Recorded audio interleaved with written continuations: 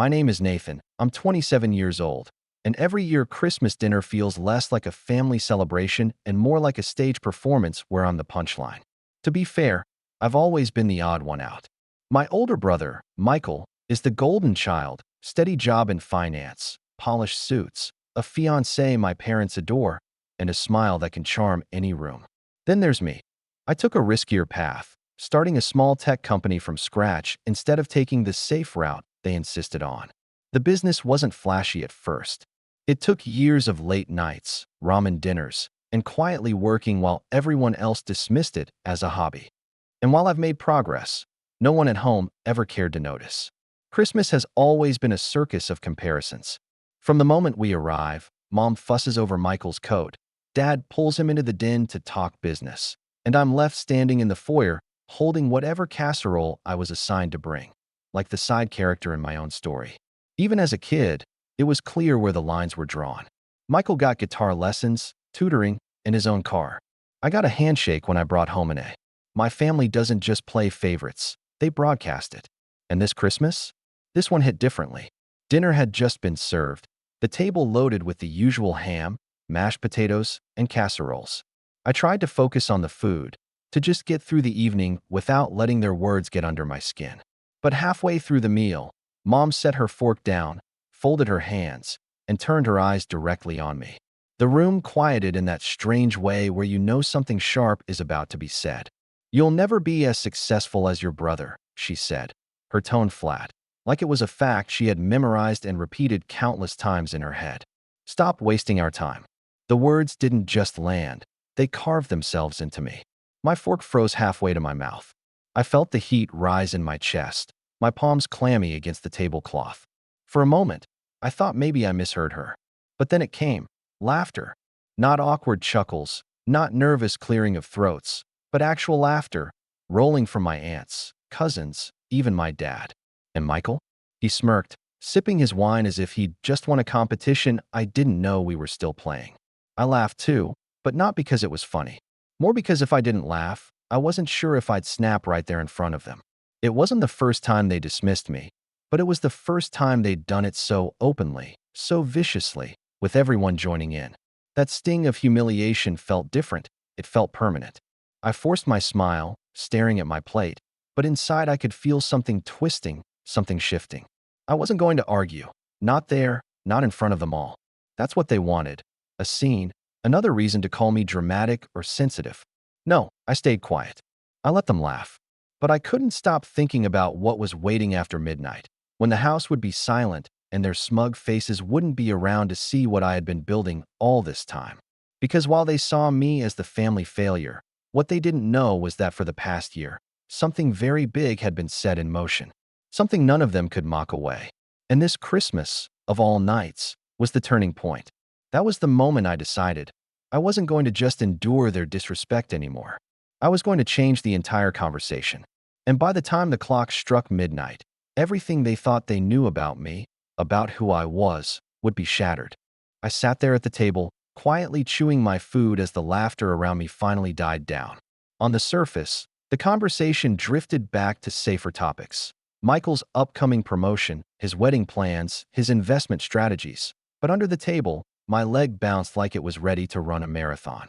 It wasn't just the comment itself, it was how normal it felt to everyone else. No one flinched, no one defended me, no one even hesitated. In my family's eyes, I had already been cast into the role of less than. Michael leaned back in his chair, his voice loud enough for everyone to hear. "You know, Mom, you're right. Success is about discipline. Nathan just doesn't have that in him. I mean, how many times have you tried to explain that a job is better than chasing some idea?" I caught Dad nodding approvingly, his lips tugging upward into that smirk he always wore whenever Michael talked like this. Exactly. Stability is the mark of a man, not these startup dreams. Startup dreams. The way he said it, like I was some teenager pitching apps in a garage instead of someone who had built a team of 12 employees, secured contracts with actual clients, and tripled revenue in the last year alone. Of course, they didn't know any of that. They never asked. The table buzzed with stories about Michael. How he closed on a condo last month, how he treated everyone to dinner at a steakhouse, how he managed to talk down the price of his engagement ring because he knows how to negotiate. Every story was another brick on the pedestal they built for him, a pedestal I had never been allowed to climb. Then came the little digs, the kind that almost sounded harmless if you weren't paying attention. My aunt leaned across the table with a smile. "Nathan, dear, do you still live in that, what do you call it? That tiny apartment downtown? Oh, you must be so cramped." Before I could even answer, Mom chimed in. "He doesn't mind.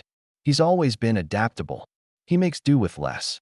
Her tone had that saccharine sweetness, but the words dripped with condescension. I forced a tight smile. "It's not bad. The view's good." Michael grinned. "Yeah, the view of the parking lot." He said it lightly, and the table erupted again, forks clinking against plates as the laughter circled back to me. What made it worse wasn't just the jokes, it was how coordinated it felt. Every time I tried to contribute something, the conversation would pivot back to Michael, like he was the sun and the rest of us were orbiting. When I mentioned I had been working long hours recently, Dad interrupted me mid-sentence to ask Michael about his bonus.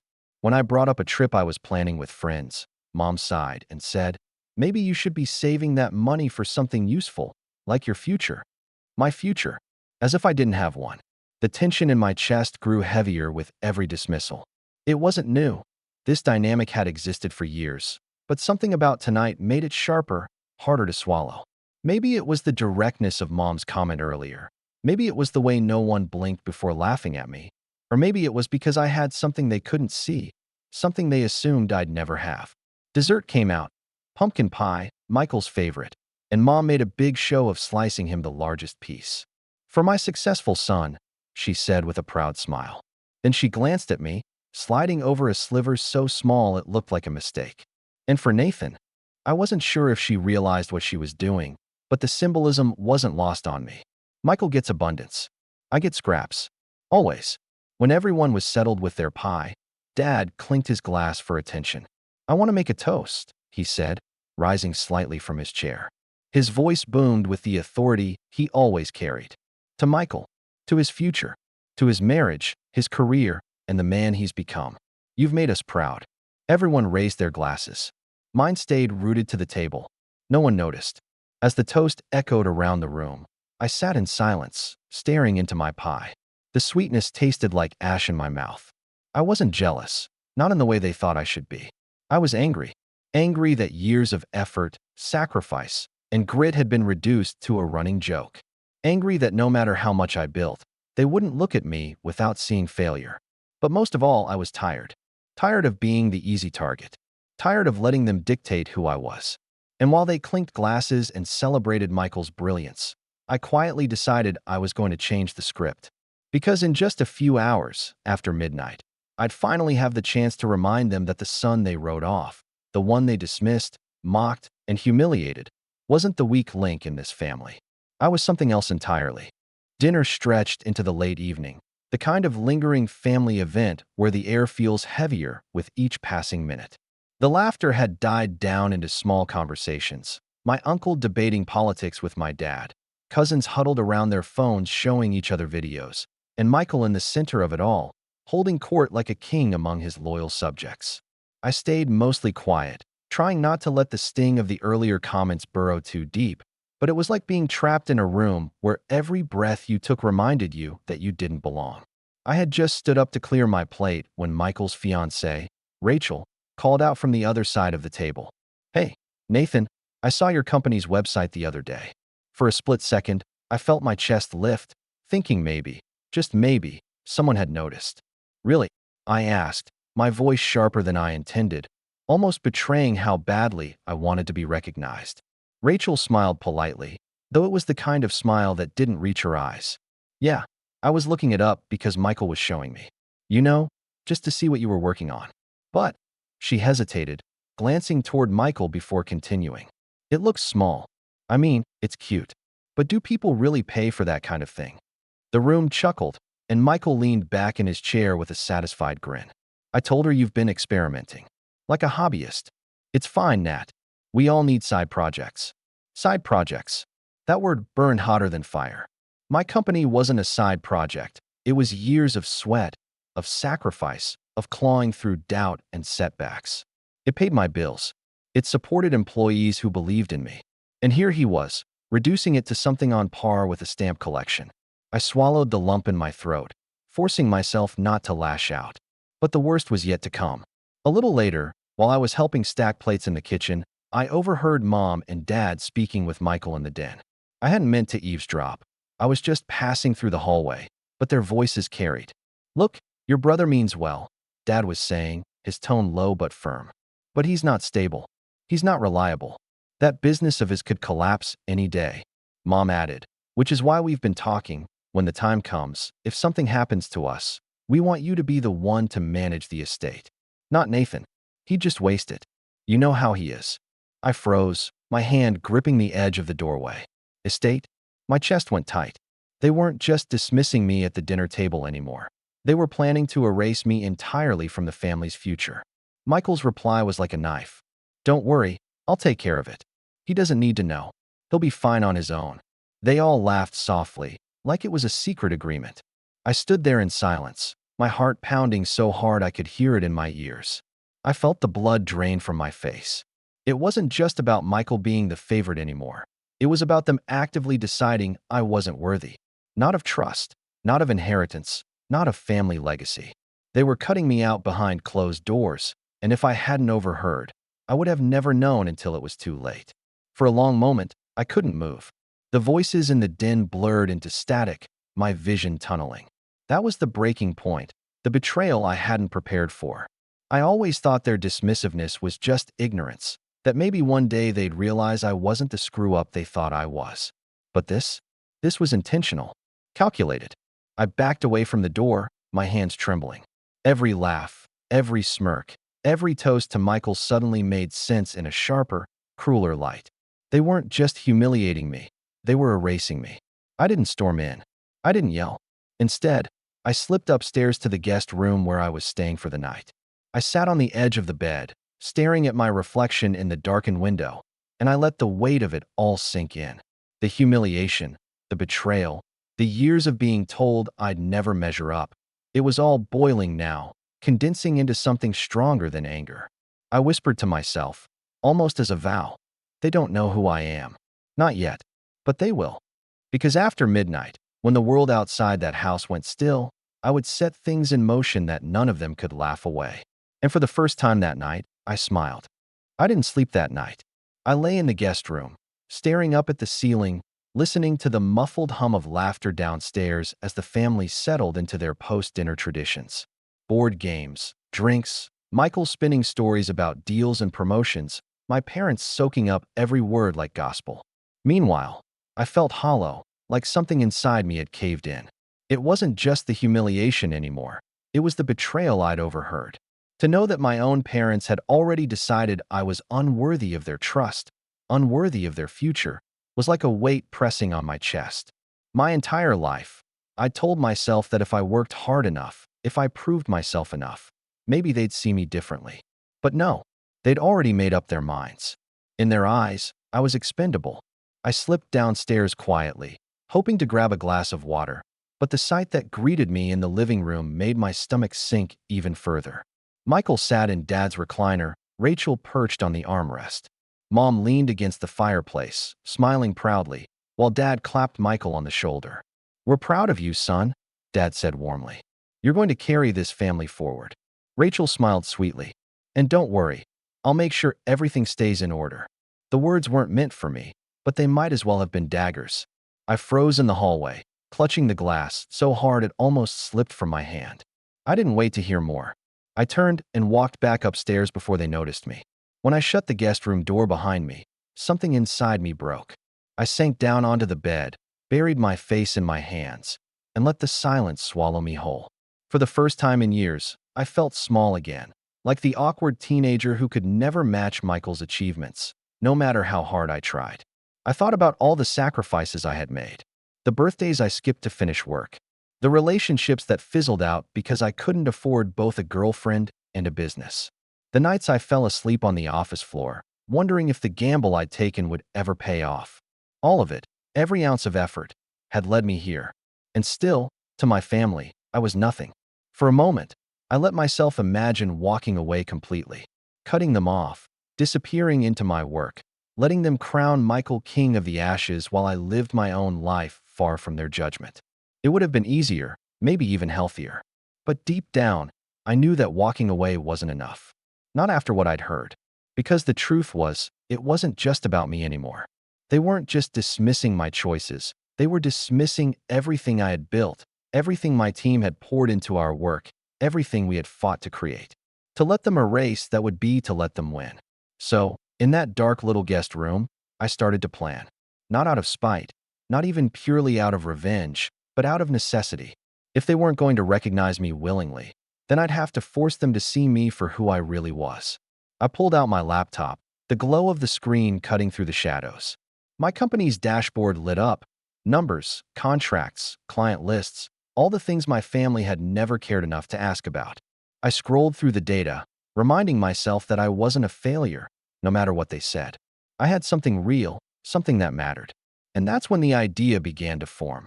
Not fully, not clearly, but enough. Enough to spark that fire in my chest again. If they wanted to crown Michael as the heir, let them. If they wanted to laugh at me, fine. I'd let them keep laughing. Right up until the moment I turned the lights on and showed them exactly who they had been mocking all these years. But until then, I kept my silence. The next morning, I joined them for breakfast, my face carefully blank, my words measured. They chatted and laughed as if nothing had happened, as if I hadn't been gutted the night before. Not one of them noticed how different I felt inside. I didn't correct them. I didn't defend myself. I let them believe I was still the weak one, still the joke of the family. Because sometimes the most powerful thing you can do isn't to fight in the moment. It's to wait, to let your enemies grow comfortable in their arrogance, until the moment comes when you can strike with precision. And as I packed my bag to leave that afternoon, Mom gave me a perfunctory hug. Dad clapped my shoulder without meeting my eyes, and Michael smirked like he'd won something permanent. But I knew better. They thought they'd buried me. They had no idea I was already digging my way out. When I drove away from my parents' house that afternoon, the winter air felt colder than usual, the frost biting against the windshield as if it wanted to remind me how raw the night before had been. But underneath that sting, something inside me had shifted. It wasn't just bitterness anymore. It was fuel. That car ride home was quiet, just me and the hum of the engine. But it felt like the first time in years I was steering towards something greater, something that didn't depend on their approval. Back at my apartment, I slipped inside the cramped space my aunt had called adorably small, with her sugar-coated smirk. And sure, the place was modest. One bedroom, squeaky floors, and a kitchen that could barely hold two people. But when I opened my laptop and signed into my work dashboard, all of that melted away. Because on that screen was proof that my life was not the failure they believed it to be. It was the start of something real. January came with momentum. A contract I'd been chasing for months finally landed, doubling the workload for me and my small but loyal team. I could still remember the excitement in their voices when I announced it during our video call.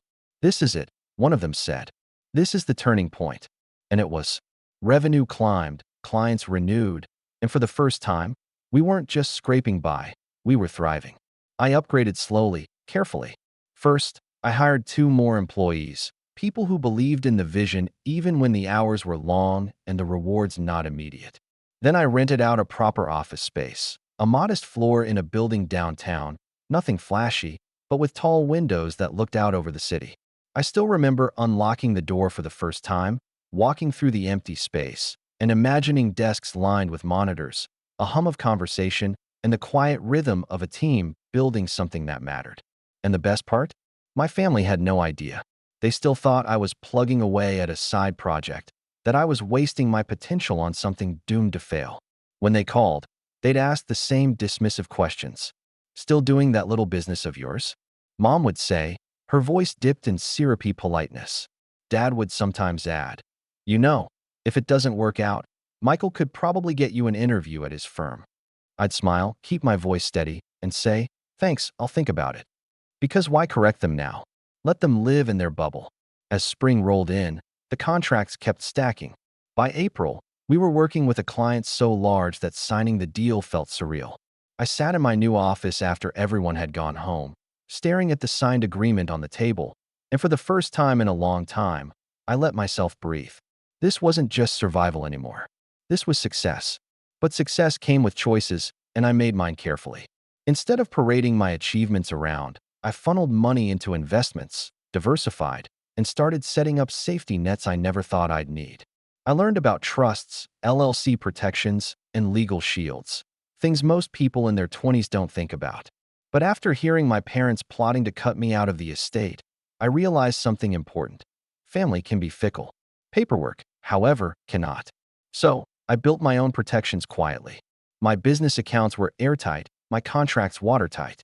And while my family slept easy thinking Michael was their golden ticket, I was weaving a safety net so strong that no one, not even them, could rip it from me. By summer, I had moved out of that cramped apartment. Not into a mansion, not yet, but into a sleek two-bedroom condo with tall glass windows and a balcony that overlooked the city skyline. It wasn't just about comfort. It was about a daily reminder that I wasn't the person they thought I was. Every morning, I'd sip coffee on that balcony, watching the sun rise over the buildings, and I'd think about how Mom had sliced me that sliver of pie while crowning Michael, her successful son. I thought about Dad's toast. I thought about the laughter. And every time I did, I worked harder. Michael and I still spoke occasionally, though the conversations were always lopsided. He'd brag about his firm, his condo, his expensive vacations.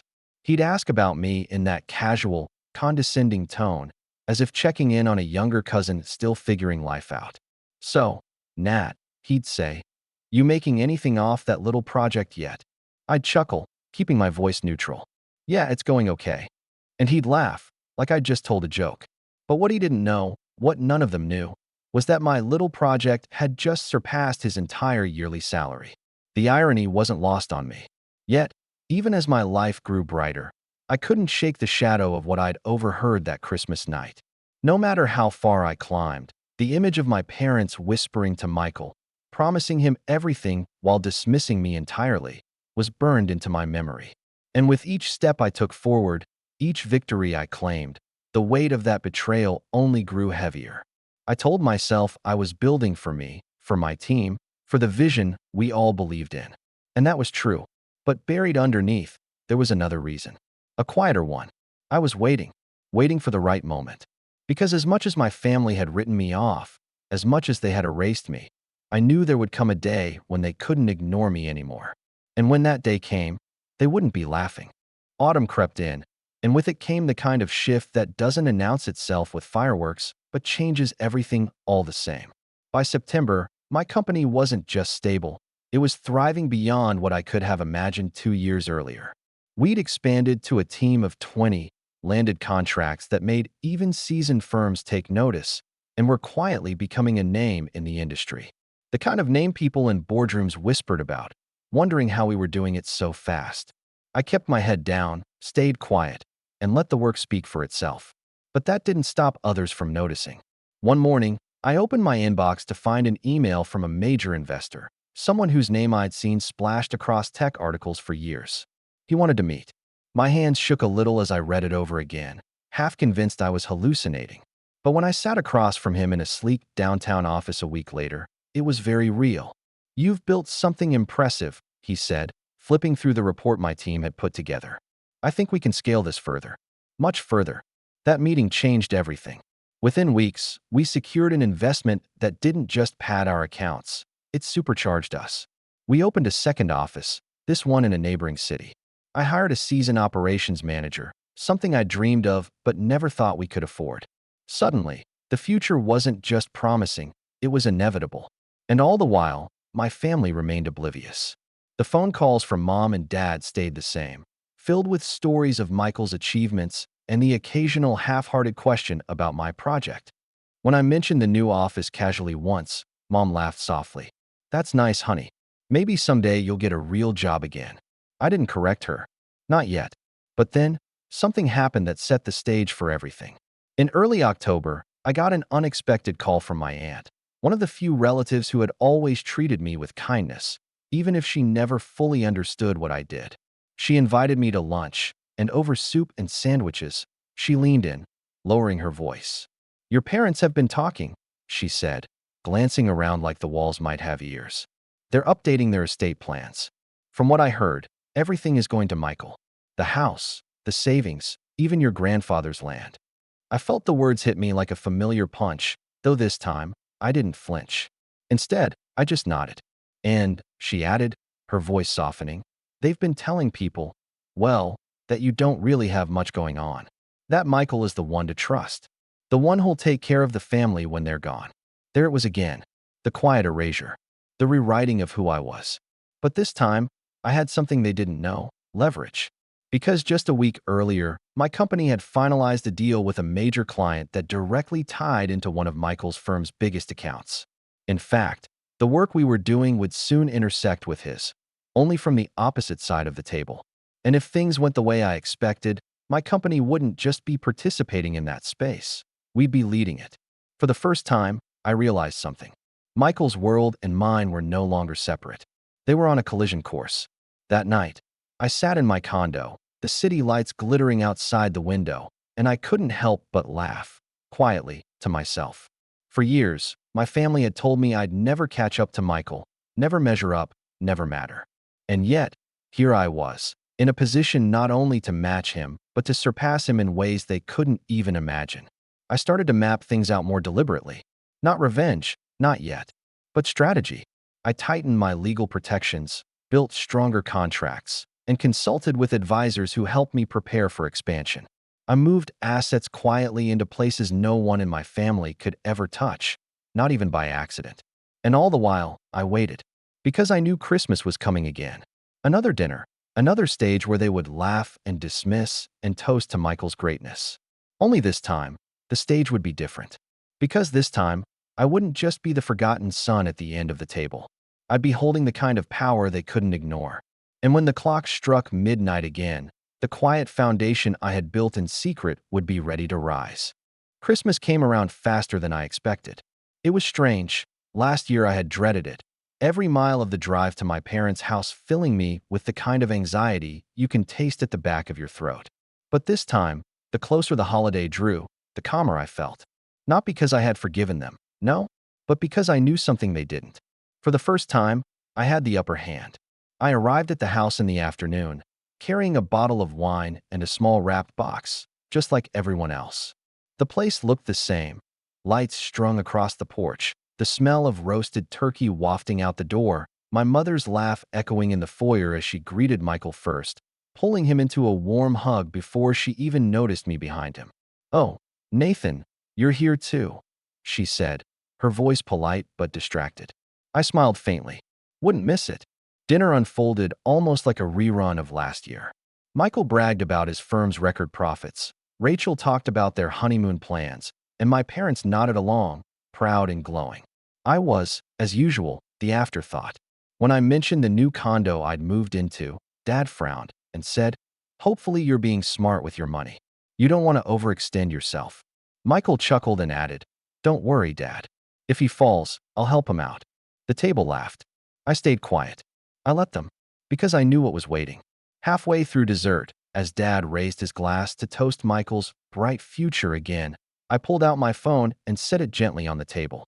"Actually," I said, my voice calm, almost casual, "there's something I should probably tell you all." The room quieted. Forks clinked onto plates.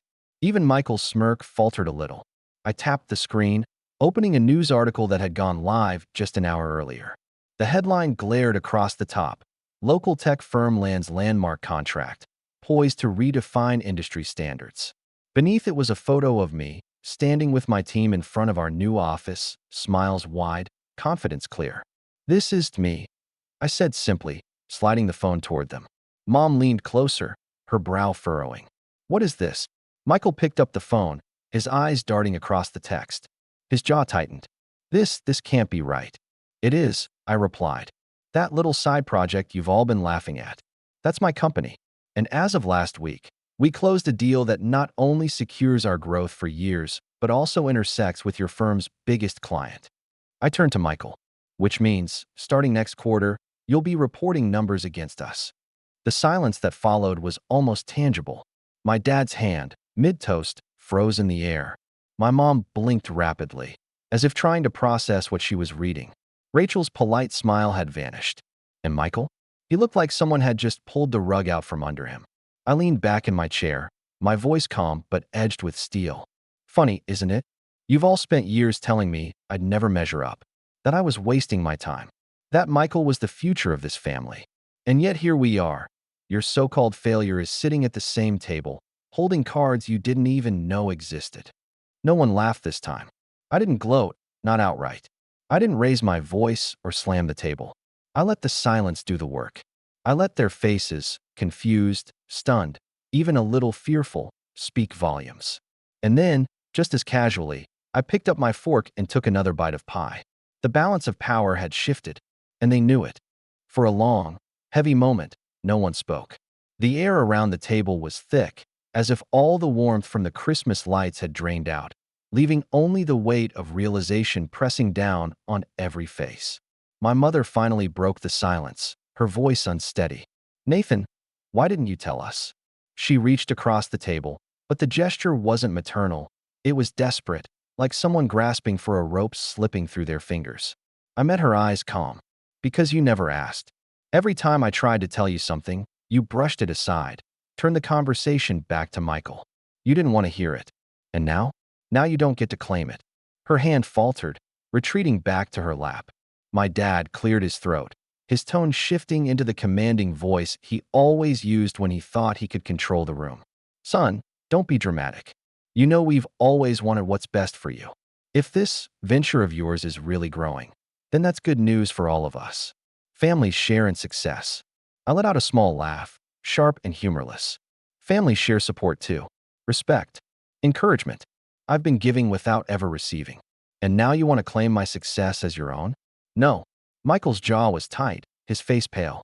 "You don't understand what you're getting into. If your company overlaps with ours, it won't end well for you.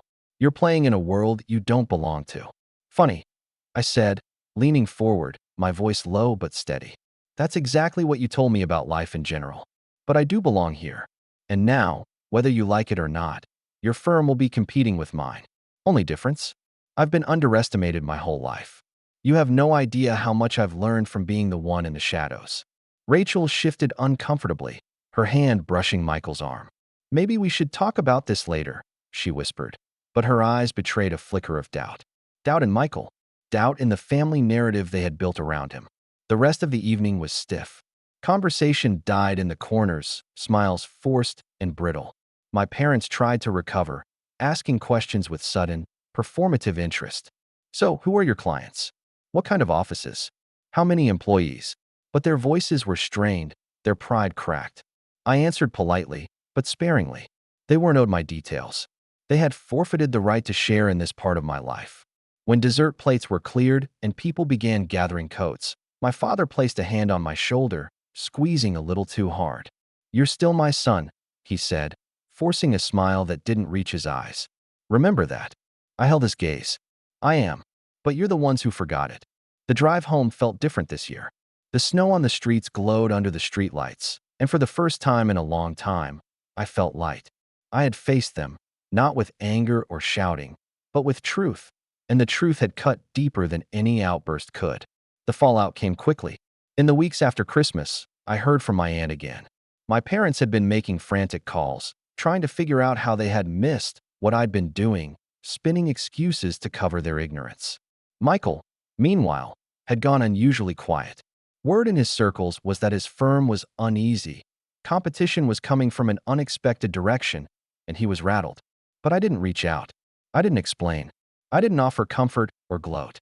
I let the silence sit, the same silence they had left me in for years.